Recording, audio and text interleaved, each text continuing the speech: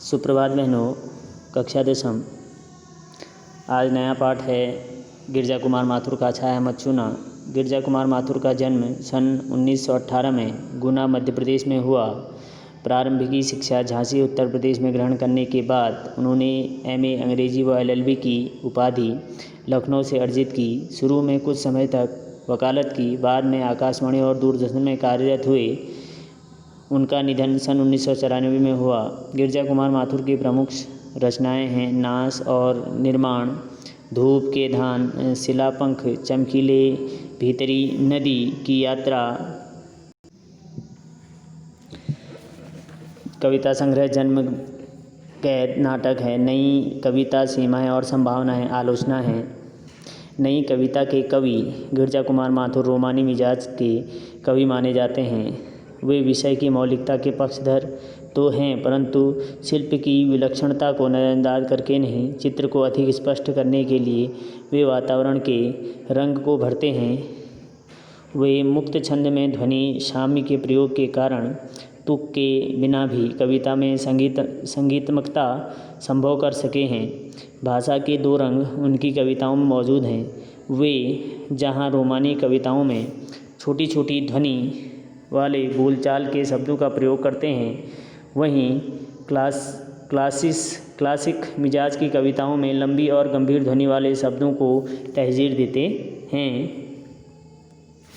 छाया मत छूना कविता के माध्यम से कवि यह कहना चाहता है कि जीवन में सुख और दुख दोनों की उपस्थिति है। विगत के सुख को याद करके वर्तमान के दुख को और गहरा करना तर्कसंगत नहीं है। कवि के शब्दों में इससे दुख दूना होता है। विगत की सुखद काल्पनिकता से चिपके रहकर वर्तमान से पलायन की अपेक्षा कठिन यथार्थ से रूबरू होना ही जीवन की प्राथमिकता होनी चाहिए। कविता अतीत की स्मृतियों को भूल वर्तमान का सामना कर भविष्य का वर्णन करने का संदेश देती है। वह यह बताती है कि जीवन के सत्य को छोड़कर उसकी छायाओं से भ्रमित रहना है, जीवन की कठोर वास्तविकता से दूर रहना है। कविता में रोमानी भावबोध की अभिव्यक्ति देखी जा सकती है। अर्थ है, अब देखिए अर्थ, छाया मत छूना, मन होगा दुख दूना, जीवन में है सुरंग सुधियाँ सुहानी, छवियों की चित्रगंध फैली मन भावनी, तन सुगंध शेष रही बीत गई यामिनी, कुंतल के फूलों की याद बनी चांदनी, भूली सी एक छुअन बनता हर जीवित क्षण, छाया मत छूना मन होगा दुख दूना। यश है या न वैभव है, मान है ना सरमाया, जितना ही दौड़ा तो उतना ही भरमाया, प्रभुता का शरण बिंब केवल मृग तृष्णा है, हर चंद्रिका में छिपी एक रात कृष्णा है, जो है यथार्थ कठिन उसका तो कर पूजन, छाया मत छूना मन होगा दुख दूना। द्विधा हत साहस है दिखता है पंथ नहीं, दे सुखी हो पर मन के दुख का अंत नहीं, दुख है न चाँद खिला शरद रात आने पर, क्या हुआ जो खिला फूल रस बसंत जाने पर, जो न मिला भूल उसे कर तू भविष्य वरण, छाया मत छूना मन होगा दुख दूना। अर्थ हो जाएगा, छाया मत छूना मन होगा दुख दूना। कवि कह रहे हैं कि व्यक्ति को जो है अपनी अतीत को याद करके कभी दुखी नहीं होना चाहिए, चाहे अतीत जो है अच्छा बीता हो, चाहे अतीत जो है उसका बुरा बीता हो। अगर अतीत उसका जो है बहुत अच्छा बीता है और वर्तमान उसका अच्छा नहीं चल रहा है, तो वह अतीत को याद करके उसका जो वर्तमान का दुख है वो और अधिक बढ़ जाता है। और यदि वर्तमान जो है उसका जो है बहुत अच्छा चल रहा है और अतीत में उसको दुख प्राप्त हुआ है, तो उससे भी जो है उसका दुख जो है सुख जो है दुख में परिवर्तित हो जाएगा। इसलिए कह रहे हैं कि व्यक्ति को अतीत को याद नहीं करना चाहिए। अतीत को याद करके मनुष्य जो है अपने वर्तमान में जो अच्छा वर्तमान चल रहा है उसमें भी वह दुखी हो जाता है।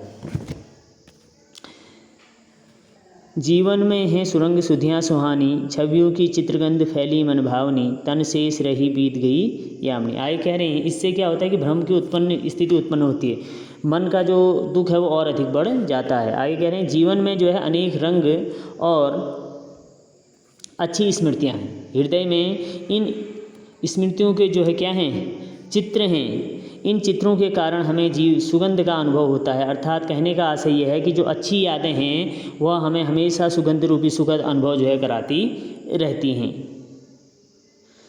तन सुगंध सेज रही बीत गई यामिनी, और तारों भरी जो रात्रि है वो अभी जो है व्यतीत हो गई है। कहने का आशय ये है कि कवि कह रहे हैं कि व्यक्ति के जो दिन बहुत अच्छे बीते हैं उनकी जो स्मृतियां हैं वह उसके हृदय में सदैव जो है बनी रहती हैं, और उनकी जो सुख की स्मृतियां हैं उसे जीवन भर जो है याद आती रहती हैं। किंतु आप कह रहे हैं ये जो अच्छे दिन थे उसके वो जब व्यतीत हो चुके हैं और वर्तमान उसका अच्छा नहीं चल रहा है, तो उस समय जो है उसको उनको याद नहीं करना चाहिए। क्योंकि कह रहे हैं कुंतल के फूलों की याद बनी चांदनी, भूली से एक च्युवन बनता हर जीवित क्षण, छाया मत छूना मन होगा दुख दूना। क्योंकि अब तो केवल तन की सुगंध शेष बच गई है, अर्थात कहने का आशय यह है कि अच्छे दिन जो है उसके व्यतीत हो चुके हैं। अब उन दिनों की जो है सिर्फ स्मृतियाँ ही शेष हैं, यादें ही शेष हैं।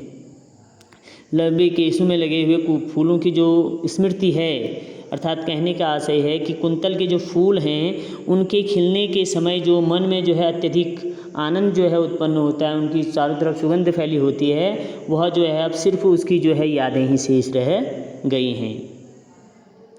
इसलिए जो है व्यक्ति को आज जिस क्षण में वह जीवन व्यतीत कर रहा है उसी में जो है उसको जीवन जो है व्यतीत करना चाहिए, और अपने भविष्य अतीत के बारे में सोच करके जो है उसको दुखी नहीं होना चाहिए।